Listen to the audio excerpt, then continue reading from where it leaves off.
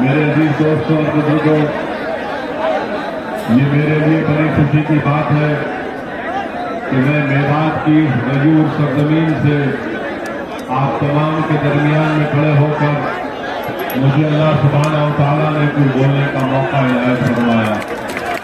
मैं आपका शुक्रगुजार हूँ कि आप इतनी बड़ी तादाद में आज के इस जलसे में शिरकत किए हैं। आप जानते हैं कि राजस्थान में मजलिस इत्तेहादुल मुस्लिमीन ने अपने सियासी सफर का आगाज किया है और आप ये भी जानते हैं कि हमने इस बात का ऐलान किया है कि आने वाले राजस्थान के विधानसभा के चुनाव में मजलिस इत्तेहादुल मुस्लिमीन अपने उम्मीदवारों को इलेक्शन में इंतखाबात में लड़ाएंगी। मैं आपको ये बताने आया हूँ कि मैं आपसे अपील भी करने आया हूँ कि आप मजलिस का साथ दीजिए, आप मजलिस को मजबूत करिए। मैं मेवात की सरजमीन पर बसने वाले हमारे गयूर बुजुर्गों से भी अपील कर रहा हूँ कि आप हमारी सरपरस्ती करिए। नौजवानों से अपील कर रहा हूँ कि आप हमारा साथ दीजिए ताकि आप और हम मिलकर आपके ख्वाबों को पूरा कर सकेंगे। जो नाइंसाफी हमसे हो रही है, हम उस नाइंसाफी का खात्मा करेंगे।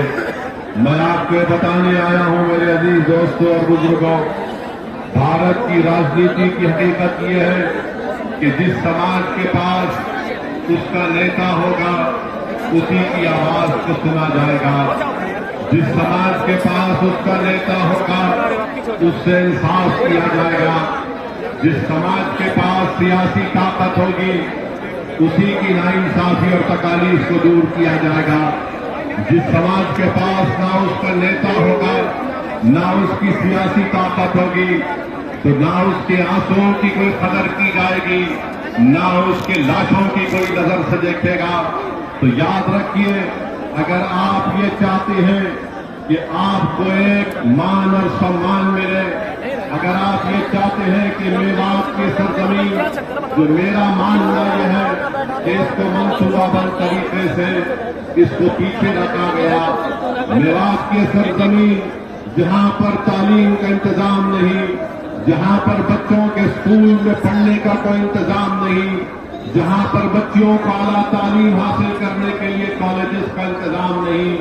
मेरे अजीज दोस्तों, मेरी सरकार माँ और बहनों, आप मेरी इस बात को जहन नशीन कर लीजिए कि ये तमाम चीजें उसी वक्त आपको हासिल होंगी जब आप अपनी एक सियासी ताकत को बनाएंगे, जब आप अपने वोटों से अपने नुमाइंदे को कामयाब करेंगे।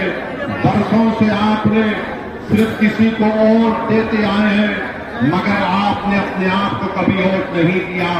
मैं आज असदुद्दीन ओवैसी आपके दरमियान में खड़े होकर ये आपसे अपील कर रहा हूं कि आप मजलिस को जब वोट देंगे तो ये समझ कर वोट कीजिए कि मैंने 50 साल सबको वोट किया मगर उन्होंने मेरा कोई काम नहीं किया। अगर आज एक मर्तबा आप मजलिस का साथ देंगे तो मैं आपको गारंटी से कह रहा हूं, वादा कर रहा हूं कि आपसे समाजी इंसाफ शुरू होगा, एक नए दौर का आगाज होगा और हम उन तमाम चीजों को हासिल करेंगे जो दूसरे तमाम तबकों को दिए जाते हैं। राजस्थान की सियासत में आप देखते हैं कि सेकुलरिज्म के नाम पर वोट तो लिया जाता है मगर इक़्तिदार मिलने के बाद आपकी तालीम और आपके रोजगार और आपकी तरक्की और डेवलपमेंट विकास का कोई काम नहीं किया जाता। आज आप देखते हैं कि आज से थोड़े दिन पहले राजस्थान के बजट का ऐलान हुआ, बजट को पेश किया गया। मैं पूछना चाहता हूं राजस्थान के मुख्यमंत्री से कि आप बताइए हमको, पिछले बजट में आपने ऐलान किया था कि 7 रेजिडेंशियल स्कूल बनाए जाएंगे अक़लियतों के लिए, अक़लियती बच्चों के और बच्चियों के लिए। ऐलान किया गया था चूरू में बनाया जाएगा, सवाई माधोपुर में बनाया जाएगा, नागौर और तिगाड़ा में, अलवर में, घरसाना श्रीगंगानगर में सम जैसलमेर में 180 करोड़ की लागत से मुख्यमंत्री अशोक गहलोत की सरकार ने पिछले साल ये वादा किया गया था कि 7 अल्पसंख्यक समाज के स्कूल बनाए जाएंगे। हम पूछना चाहते हैं कहां गए वो 180 करोड़ रुपये? क्या उस स्कूल के संगे बुनियाद रखा गया? उस स्कूल की बिल्डिंग का तामीर का काम शुरू हुआ? कहीं पर कुछ नजर नहीं आता। फिर ये कहा गया था कि 500 मदरसों में स्मार्ट क्लासरूम बनाए जाएंगे। बताइए कौन से मदरसे में अशोक गहलोत की सरकार ने 500 मदरसे बनाए? पिछले साल के बजट में अशोक गहलोत की सरकार ने ऐलान किया था कि गंगानगर में, भिलवाड़ा में, अजमेर में 3 अल्पसंख्यक समाज के बच्चियों का हॉस्टल बनाया जाएगा। और फिर अल्पसंख्यक समाज अकलियतों के बच्चों के लिए हॉस्टल बनाया जाएगा नागौर में, सवाई माधोपुर में, पाली में, भरतपुर में, अलवर में 30 करोड़ की लागत से बनाया जाएगा। कहां गए ये सिर्फ ऐलानात कागज पर किए जाते हैं मगर जमीन पर कोई काम नजर नहीं आता। मेरी इज्जतदार मां और बहनों, यही लड़ाई हमारी है कि हम सिर्फ जज्बाती तकारीर करके नहीं चले जाते हैं बल्कि हम हुकूमत से ये सवाल भी करते हैं कि आपने जो ऐलानात किए उसको आपने कहां तक पूरा किया। मेरी इज्जतदार मां और बहनों, मेरे बुजुर्गों, यही बात मैं आपको बताने आया हूं कि आपको और हमको मिलकर राजस्थान की सियासत में एक नए दौर का आगाज करना है। लोग आपके दरमियान में आकर कहेंगे कि असदुद्दीन ओवैसी भड़काऊ भाषण देता है, असदुद्दीन ओवैसी तनाव पैदा करता है, असदुद्दीन ओवैसी से फिरका परस्ती बढ़ती है। तो ना मैं फिरका परस्ती ऐसे चीजों को मानता हूं। मेरे भाषण से, मेरी सोच में किसी भी समुदाय के खिलाफ ना मैं कभी था न कभी रहूंगा इंशाअल्लाह ताला। मेरी लड़ाई यह है कि भारत के संविधान में राइट टू इक्वालिटी एक फंडामेंटल राइट है। अगर सबको हुकूक मिल सकते हैं तो फिर राजस्थान के मुसलमानों को, राजस्थान के दलितों को और राजस्थान के आदिवासियों को क्यों नहीं दिया जाता? यही हमारी लड़ाई है। आज आप देखते हैं कि 5 साल से कांग्रेस की सरकार है। इनके बजट के ऐलानात को मैंने आपके सामने रखा और उसके बावजूद भी कोई ऐलान, जब आप ऐलान 1 साल पहले करते हैं उसके बाद आप देखते हैं कि जमीन पर कुछ नहीं किया जाता।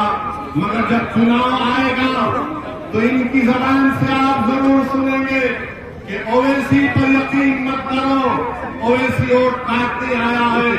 अरे कांग्रेस के लोगों सुनो, पिछले 2018 में तुमने राजस्थान में कामयाबी हासिल की थी। जब लोकसभा का इलेक्शन 4-5 महीने के बाद हुआ तो तुम एक लोकसभा की सीट नहीं जीत सके। जब क्या ओवैसी आया था या ओवैसी का जिन आया था?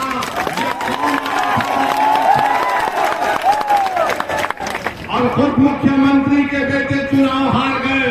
मगर आप देखेंगे कि आज के हमारे इस तकरीर के बाद कल से कांग्रेस के चूहे अपने बिलों से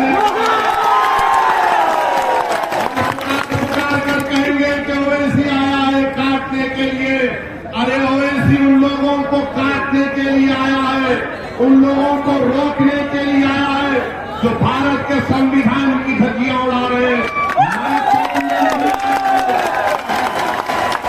मैं तोड़ने नहीं आया हूं, मैं जोड़ने आया हूं। मैं किसी को काटने नहीं आया हूं, मैं अपना हक लेने आया हूं। मैं नौजवानों के मुस्तकबिल पर छुआ करना चाहता हूं। मैं बुजुर्गों के ख्वाबों को पूरा करना चाहता हूं। हमारी मां और बहनों की आंख में जो आंसू है, मैं आंख में आंसुओं को पोंछना चाहता हूं। और ये उसी वक्त होगा जब आप हमारा साथ देंगे। सिर्फ तालियां मार के नारे लगाने से कामयाबी नहीं आपको इन थालियों को, इन नारों को, इन जज्बात को और जो हजारों की तादाद में आज आप यहाँ पर जमा हुए, आपको इसको वोट में तब्दील करना पड़ेगा। क्या आप वोट में तब्दील करेंगे इसको? क्या आप वोट में तब्दील करेंगे? क्या आप हमसे वादा कर रहे हैं कि मंत्री साहब की जमात है? तो इंशाअल्लाह ताला हम आगे बढ़ेंगे, क्योंकि लोग इल्जाम लगाते हैं, अरे ओवैसी इनसे मिला हुआ है, ओवैसी उनसे मिला हुआ है। अरे ओवैसी किसी से मिला हुआ नहीं है, ओवैसी ना गहलोत का है, ओवैसी ना कांग्रेस का है, ओवैसी ना मोदी का है, ना बीजेपी का है, ओवैसी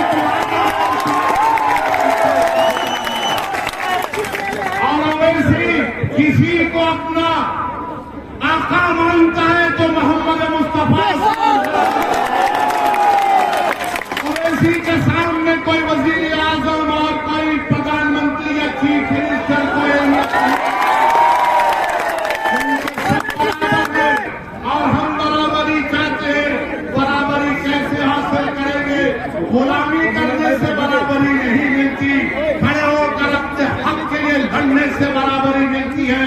तो मेरे अजीज दोस्तों और बुजुर्गों, आपको अपनी सियासी ताकत बनना है, आपको सियासी कुव्वत बनना है। ये बहुत से मसाइल है, बहुत सी चीजें हैं जिसका जिक्र मैं कर सकता हूँ, मगर मैं सिर्फ आपसे अपील करना चाहता हूँ कि सियासी ताकत हासिल करिए। आज हम देखते हैं कि राजस्थान में यहीं से ताकमीत में कल जो हादसा हुआ कि जुनैद और नासिर की हत्या कर दी गई, कत्ल कर दिया गया, उनको जलाकर उनकी जली हुई लाशों को उनके गांव को लाया गया। मैं पूछना चाहता हूं राजस्थान की सरकार से, आपने क्या किया जब आपके प्रशासन को जाकर जुनैद और नसीर के जिम्मेदारों ने कहा कि इन बच्चों को यही सरजमीन से किडनैप करके लेकर चले गए हरियाणा में? तो पुलिस का काम क्या था कि पुलिस भी हरकत में आती और राजस्थान के बाजार में इन जालिमों को रोक देती। और जिन्होंने जुनैद और नसीर को मारा, सुनो जालिमों, तुम जुल्म करके जुनैद और नसीर को मार दिए, मगर अल्लाह तुमको, तुम्हारी नस्लों को अल्लाह ने उसको महफूज करके रखेगा। तुमने जुनैद और नसीर को जलाया नहीं, तुमने इंसानियत को जलाया है। तुमने जुनैद और नसीर का कत्ल नहीं किया, तुमने इंसानियत का कत्ल किया। मैं तो अल्लाह से दुआ करता हूं कि परवरदिगार, जिन्होंने जुनैद और नसीर को मारा, अल्लाह तेरी फटकार इन जालिमों पर न।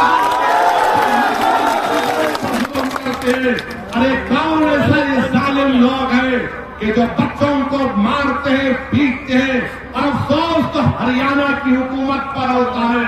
अरे कैसा चीफ मिनिस्टर है हरियाणा का, कौन सा बीजेपी का एडमिनिस्ट्रेशन है कि जब जुनैद और नसीर को जालिमों ने मार मार कर पुलिस स्टेशन को लेकर आए तो पुलिस ने कहा कि हम जुनैद और नसीर को नहीं ले सकते क्योंकि ये मर जाएंगे। बाद में मालूम हुआ कि उनकी जली हुई लाशें मिलती है, उनकी जली हुई गाड़ी मिलती है। आखिर क्यों हरियाणा में बीजेपी की सरकार इन जालिमों का साथ दे रही है जो इंसानों का कत्ल कर रहे हैं? आखिर क्यों बीजेपी की हरियाणा की सरकार इन जालिमों को इजाजत देती है कि वो बंदूक लेकर फिरे, हथियार लेकर फिरे? और अगर कोई मुसलमान अपनी शादी की बारात में तलवार लेकर नाचता है तो 2 घंटे के अंदर पुलिस पहुंच जाती है और पूछती है कहां से आया तलवार। मगर ये लोग जो हथियार और बंदूक लेकर फिरते हैं, गांव रक्षक के नाम पर गांव की हिफाजत नहीं कर रहे, बल्कि गाय के नाम पर इंसानियत का कत्ल कर रहे हैं। हमको इसकी मजम्मत करनी चाहिए। बहुत हो चुका। भारत के प्रधानमंत्री से भी अपील कर रहे हैं, डिमांड कर रहे हैं कि देश के प्रधानमंत्री बस करिए, कब तक झूठ बोलेंगे? सबका साथ, सबका विकास, सबका विश्वास, प्रयास। अरे इंसानों को पकड़कर, मारकर कर उनको जला दिया जा रहा है। भारत के प्रधानमंत्री, आप इनको रोकेंगे या नहीं रोकेंगे? अगर नहीं रोकेंगे तो फिर रूल ऑफ लॉ खत्म हो जाएगा, संविधान कमजोर पड़ जाएगा। ये कौन सा ऐसा काम ये जो हो रहा है, इस पर कौन रोक लगाएगा? भारत के प्रधानमंत्री इस पर कुछ नहीं बोलेंगे। भारत के प्रधानमंत्री इन जालिमों के ऊपर कुछ नहीं बोलेंगे, चाइना पर कुछ नहीं बोलेंगे। और वो बड़ा पूंजीपति है जो आजकल सुर्खियों में बना हुआ है, उस पर कुछ नहीं बोलेंगे। हम बीजेपी से पूछना चाहते हैं, क्या जुनैद और नसीर को जो मारा गया, क्या बीजेपी कि हरियाणा की सरकार उस जालिम को पकड़ेगी जिसने वासिफ का जब फेसबुक लाइव करता है और वासिफ की मौत हो जाती है, कासिम पर गोली चलाता है, कासिम जख्मी होता है, यूट्यूब पर उसको दिखाया जाता है कि बंदूक से गोलियां चला रहा है कासिम पर। अरे गोलियां चलाने वालों, इतने बहादुर तुम क्यों बनते हो? तुम इसलिए बहादुर बनते हो क्योंकि जानते हो कि बीजेपी और आरएसएस तुम्हारे साथ है। याद रखो, इख्तियार हमेशा किसी के पास नहीं रहने वाला है। तुम कब तक जुल्म करोगे? जब जुल्म खत्म होगा तुमको मालूम होगा कि तुम्हारा क्या अंजाम कानून के तहत होने वाला है। मेरे अजीज दोस्तों और बुजुर्गों, इसीलिए मैं कह रहा हूं कि आपको एक सियासी ताकत बनना है। अगर आज जुनैद और नसीर को मारा गया, क्या इस मेवात की सरजमीन पर क्या आप मुत्तफिक नहीं है कि आपको टारगेट बनाया जाता है, आपके बच्चों को मारा जाता है, बच्चों को उठाया जाता है? अरे कोई अगर भैंस लेकर आ रहा है तो उसको रोककर मारा और पीटा जाता है। आज देश में बीजेपी की सरकार है, राजस्थान में गहलोत की सरकार है। हम उनसे इस बात का डिमांड और मुतालबा करते हैं कि ऐसे ताकतों पर कंट्रोल लगाया जाए, कानून को इस्तेमाल करिए। इन तमाम लोगों को जो गरीबों पर, मजलूमों पर जुल्म कर रहे हैं, पकड़िए। इनकी जगह जेल में है, जेल में डाल कर मुसलमानों को कमजोर रखना चाहते हैं, वो मुसलमानों को अपने ताबे रखना चाहते हैं, वो मुसलमानों को गुलाम बनाकर रखना चाहते हैं, मुसलमानों को डरा कर रखना चाहते हैं। मैं आपसे कह रहा हूं कि आपको डरने की जरूरत नहीं है। ये देश हमारा था, है और रहेगा। ये देश हमारा है। इस देश का आईन पढ़िए, संविधान को पढ़िए। अरे जब सबको हक मिल सकता है, इज्जत मिल सकती है, तो भारत का मुसलमान क्यों पीछे हो जाता है? मैं आज ये चैलेंज कर रहा हूं, बताओ भारत के मुसलमान में, राजस्थान के मुसलमानों में कितने पढ़े लिखे लोग हैं? कितने स्कूल के बाहर सबसे ज्यादा दलितों के बाद अगर कोई है तो मुसलमान है। इसका जिम्मेदार कौन है? बेरोजगारी हमारे बच्चों का मुकद्दर बनता जा रहा है। मेरे अजीज दोस्तों, नौजवानों, बुजुर्गों, आपसे अपील कर रहे हैं कि आप मुत्तहिद हो जाइए, मजलिस का साथ दीजिए। अगर आप साथ देंगे तो हम एक नया माहौल पैदा कर सकेंगे। कांग्रेस में तो माशाअल्लाह बहुत लड़ाई चल रही है, कांग्रेस में बहुत लड़ाई चल रही है। कोई किसी को जादूगर बोलता, कोई किसी को मौका परस्त बोलता, कोई किसी को जादूगर बोलता तो पलटा कर कोई कहता है कि नहीं नहीं तू तो गद्दार है। अब आपको फैसला करना है। आप कांग्रेस को बचाने मत जाइए, आप बीजेपी के डर से किसी को वोट मत दीजिए, बल्कि बेखौफ होकर आप अपने वोट का इस्तेमाल करिए। मैं आपको ख्वाब दे रहा हूं, इस ख्वाब को पूरा करना आपका हमारा काम है। ये वक्त हमको अपने ख्वाबों को पूरा करने का है। और शबे मेराज आप जानते हैं, आखिर में कह रहा हूं कि नमाज की पाबंदी, मैं आपसे कह रहा हूं कि नमाज की पाबंदी करिए। 50 नमाजों से 5 नमाजों पर फर्ज कर दिए गए। नौजवानों, अपने अल्लाह से रिश्ते को मजबूत करो, अपनी मस्जिदों को आबाद रखो। नौजवानों, अपनी मस्जिदों को आबाद रखो। नौजवानों, मस्जिदों को आबाद रखो। रस्सी को मजबूती से थाम लो, अल्लाह की रस्सी को मजबूती से थाम लो। अपने दिलों में सिर्फ अल्लाह की मोहब्बत, उसका खौफ पैदा करो। अपने दिलों में रसूलुल्लाह सल्लल्लाहु अलैहि वसल्लम की मोहब्बत को पैदा करो। याद रखो, जब तुम अपना सर अपने दिल के साथ अल्लाह के सामने 5 वक्त की नमाज में झुकाओगे तो अल्लाह हमको कामयाब और कामयाब करेगा। नमाजों की पाबंदी करो, मस्जिदों को आबाद रखो, अपने माशरे में बुराइयों का खात्मा करो, अपने बहनों को, अपनी बीवियों को वो हक जो रसूलुल्लाह सल्लल्लाहु अलैहि वसल्लम ने दिया उनको उनका हक दो। बेटियों को, अपनी बहनों को उनका हक दो। अपने आप को ताकतवर बनाओ, दीन को मजबूत करो, अपने दीन से रिश्ते को मजबूत करो। हमारी पहचान इसलिए की जाती है कि रसूलुल्लाह सल्लल्लाहु अलैहि वसल्लम के उम्मती है। और वो जो लोग बीजेपी के लोग जो कहते हैं, मोदी कहते हैं पसमानदा मुसलमान, मोदी जी क्या ये मेवात के लोग पसमानदा नहीं है? क्या जुनैद और नसीर के कत्ल पर कुछ नहीं करेंगे? मगर मेरे अजीज दोस्तों और बुजुर्गों, मेरी आप तमाम से हाथ जोड़ के अपील है कि हमारे सियासी सफर में आप साथ दीजिए, हमारी मदद करिए।